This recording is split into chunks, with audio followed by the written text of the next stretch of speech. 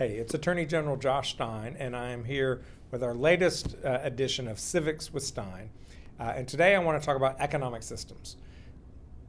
Really, there's no pure examples of any economic system because everything's a bit of a hodgepodge. But for illustrative purpose, there are two polar extremes. You have the free market system, where individuals own the resources and those resources are allocated according to the principles of supply and demand. And then you have the command system, where government owns the resources and determines how they will be allocated. Between these two examples, these two polar extremes, the primary difference between them is efficiency. The market system is much more efficient in allocating the resources. People have incentives to produce what other folks want because they get paid for it.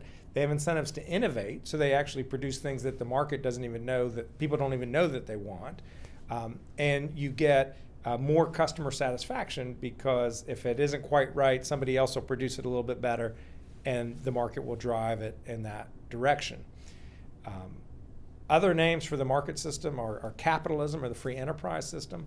Characteristics include private property, competition, freedom of choice by the consumer, a voluntary exchange between the consumer and the producer, and as I mentioned earlier, the resources are allocated according to supply and demand. And what I thought I could do is just give a brief graphical explanation of what supply and demand means.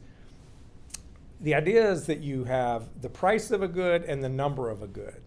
And the more something costs, the more incentive there is for producers to produce it. So you will see supply going up.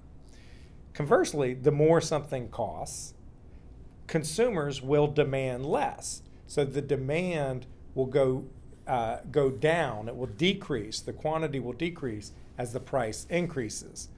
Where they meet is the most efficient place in any market. Supply meets demand, and there won't be an production of a certain good, and there won't be an underproduction that doesn't meet the demand of the people. So that's how market systems work. But sometimes markets fail. And in our next instance of Civics with Stein, we'll talk about examples of market failure and what government can do to protect people.